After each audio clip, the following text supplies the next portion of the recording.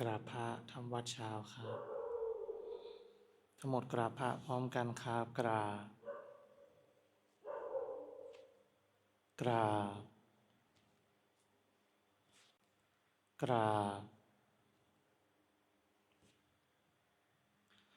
กราบบารมีธรรมพ่อแม่ครูบาอาจารย์ครับ ทั้งหมดกล่าวคำบูชาพระรัตนตรัยพร้อมกันอิมินาสการเนะพุทธังอภิปูชยามะอิมินาสการนะธัมมังอภิปูชยามะอิมินาสการนะสังฆังอภิปูชยามะอะระหังสัมมาสัมพุทโธภควาพุทธังภควันตังอภิวาเทมิสวากขาโตภควตาธัมโมธัมมังนามัสสามิสุปฏิปันโนภควโตสา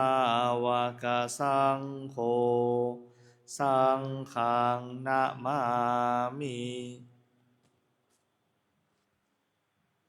หันธรรมยังพุทธัสสะภะคะวะโตปุพพภาคณมะการัง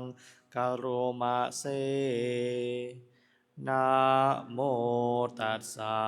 ภะคะวะโตอะระหะโตสัมมาสัมพุทธัสสะนะโมตัสสะภะคะวะโตอะระหะโตสัมมาสัมพุทธัสสะนะโมตัสสะภะคะวะโตอะระหะโตสัมมาสัมพุทธัสสะพุทธังสารนังคัจฉามิธัมมังสารนังคัจฉามิสังฆังสารนังคัจฉามิทุติยัมปิพุทธังสารนังคัจฉามิทุติยัมปิธัมมังสารนังคัจฉามิทุติยัมปิสังฆังสารนังคัจฉามิตติยัมปิพุทธังสารนังคัจฉามิตติยัมปิธัมมังสารนังคัจฉามิตติยัมปิสังฆังสารนังคัจฉามิเปิดไปหน้า34หน้า34หันธรรมยังอริยทังคิกะมัคคะปะทังพนามาเสหนทางนี้แลเป็นหนทางอันประเสริฐซึ่งประกอบด้วยองค์8ประการได้แก่สิ่งเหล่านี้คือความเห็นชอบ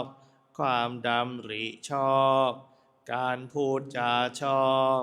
การทำการงานชอบการเลี้ยงชีวิตชอบความภาคเพียรชอบความระลึกชอบความตั้งใจมั่นชอบดูก่อนภิกษุทั้งหลายความเห็นชอบเป็นอย่างไรเล่าดูก่อนภิกษุทั้งหลายความรู้อันใดเป็นความรู้ในทุกข์เป็นความรู้ในเหตุให้เกิดทุกข์เป็นความรู้ในความดับแห่งทุกข์เป็นความรู้ในทางดำเนินให้ถึงความดับแห่งทุกข์ดูก่อนภิกษุทั้งหลาย อันนี้เรากล่าวว่าความเห็นชอบดูก่อนภิกษุทั้งหลายความดำริชอบเป็นอย่างไรเล่าความดำริในการออกจากกามความดำริในการไม่มุ่งร้ายความดำริในการไม่เบียดเบียนดูก่อนภิกษุทั้งหลายอันนี้เรากล่าวว่าความดำริชอบดูก่อนภิกษุทั้งหลายการพูดจาชอบเป็นอย่างไรเล่าเจตนาเป็นเครื่องเว้นจากการพูดไม่จริงเจตนาเป็นเครื่องเว้นจากการพูดส่อเสียดเจตนาเป็นเครื่องเว้นจากการพูดหยาบเจตนาเป็นเครื่องเว้นจากการพูดเพ้อเจ้อดูก่อนภิกษุทั้งหลายอันนี้เรากล่าวว่าการพูดจาชอบดูก่อนภิกษุทั้งหลายการทำการงานชอบเป็นอย่างไรเล่าเจตนาเป็นเครื่องเว้นจากการฆ่าเจตนาเป็นเครื่องเว้นจากการถือเอาสิ่งของที่เจ้าของไม่ได้ให้แล้วเจตนาเป็นเครื่องเว้นจากการประพฤติผิดในกามทั้งหลายดูก่อนภิกษุทั้งหลายอันนี้เรากล่าวว่าการทำการงานชอบดูก่อนภิกษุทั้งหลายการเลี้ยงชีวิตชอบเป็นอย่างไรเล่าดูก่อนภิกษุทั้งหลายอริยสาวกในธรรมวินัยนี้ละการเลี้ยงชีพที่ผิดเสียย่อมสำเร็จความเป็นอยู่ด้วยการเลี้ยงชีวิตที่ชอบดูก่อนภิกษุทั้งหลายอันนี้เรากล่าวว่าการเลี้ยงชีวิตชอบดูก่อนภิกษุทั้งหลายความภาคเพียรชอบเป็นอย่างไรเล่าดูก่อนภิกษุทั้งหลายภิกษุในธรรมวินัยนี้ย่อมทำความพอใจให้เกิดขึ้นย่อมพยายามปรารภความเพียรประคองตั้งจิตไว้เพื่อจะยังอกุศลธรรมอันเป็นบาปที่ยังไม่เกิดไม่ให้เกิดขึ้นย่อมทำความพอใจให้เกิดขึ้นย่อมพยายามปรารภความเพียรประคองตั้งจิตไว้เพื่อจะละอกุศลธรรมอันเป็นบาปที่เกิดขึ้นแล้วย่อมทำความพอใจให้เกิดขึ้นย่อมพยายามปรารภความเพียรประคองตั้งจิตไว้เพื่อจะยังกุศลธรรมที่ยังไม่เกิดให้เกิดขึ้นย่อมทำความพอใจให้เกิดขึ้นย่อมพยายามปรารภความเพียรประคองตั้งจิตไว้เพื่อความตั้งอยู่ความไม่เลอะเลือนความงอกงามยิ่งขึ้นความไพบูรณ์ความเจริญความเต็มรอบแห่งกุศลธรรมที่เกิดขึ้นแล้วดูก่อนภิกษุทั้งหลายอันนี้เรากล่าวว่าความเพียรชอบดูก่อนภิกษุทั้งหลายความระลึกชอบเป็นอย่างไรเล่าดูก่อนภิกษุทั้งหลายภิกษุในธรรมวินัยนี้ย่อมเป็นผู้พิจารณาเห็นกายในกายอยู่เป็นประจำมีความเพียรเครื่องเผากิเลสมีสัมปชัญญะมีสติถอนความพอใจและความไม่พอใจในโลกออกเสียได้ย่อมเป็นผู้พิจารณาเห็นเวทนาในเวทนาทั้งหลายอยู่เป็นประจำมีความเพียรเครื่องเผากิเลส มีสัมปชัญญะมีสติถอนความพอใจและความไม่พอใจในโลกออกเสียได้ย่อมเป็นผู้พิจารณาเห็นจิตในจิตอยู่เป็นประจำมีความเพียรเครื่องเผากิเลสมีสัมปชัญญะมีสติถอนความพอใจและความไม่พอใจในโลกออกเสียได้ย่อมเป็นผู้พิจารณาเห็นธรรมในธรรมทั้งหลายอยู่เป็นประจำมีความเพียรเครื่องเผากิเลสมีสัมปชัญญะมีสติ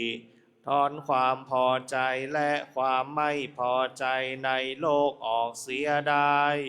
ดูก่อนภิกษุทั้งหลายอันนี้เรากล่าวว่าความระลึกชอบ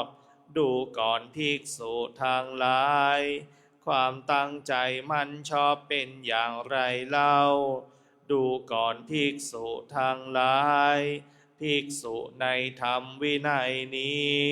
สงัดแล้วจากกามทั้งหลายสงัดแล้วจากธรรมที่เป็นอกุศลทั้งหลายเข้าถึงปฐมฌานประกอบด้วยวิตกวิจารมีปีติและสุขอันเกิดจากวิเวกแล้วแลอยู่เพราะความที่วิตกวิจารทั้งสองระงับลงเข้าถึงทุติยฌานเป็นเครื่องผ่องใสแห่งใจในภายในให้สมาธิเป็นธรรมอันเอกผุดมีขึ้นไม่มีวิตกไม่มีวิจารมีแต่ปีติและสุขอันเกิดจากสมาธิแล้วแลอยู่หนึ่งเพราะความจางคลายไปแห่งปีติย่อมเป็นผู้อยู่อุเบกขามีสติและสัมปชัญญะและย่อมเสวยความสุขด้วยนามกายชนิดที่พระอริยเจ้าทั้งหลายย่อมกล่าวสรรเสริญผู้นั้นว่าเป็นผู้อยู่อุเบกขามีสติอยู่เป็นปกติสุขดังนี้เข้าถึงตติยฌานแล้วแลอยู่เพราะละสุขเสียได้และเพราะละทุกข์เสียได้เพราะความดับไปแห่งโสมนัสและโทมนัสทั้งสองในการก่อนเข้าถึงจตุตถฌานไม่มีทุกข์ไม่มีสุขมีแต่ความที่สติเป็นธรรมชาติบริสุทธิ์เพราะอุเบกขาแล้วแลอยู่ดูก่อนภิกษุทั้งหลายอันนี้เรากล่าวว่าความตั้งใจมั่นชอบสำหรับการสวดมนต์สาธยายธรรมในช่วงเช้าไว้แต่เพียงเท่านี้ลำดับต่อไปจะได้เปลี่ยนอิริยาบถเป็นการเดินจงกรมครับ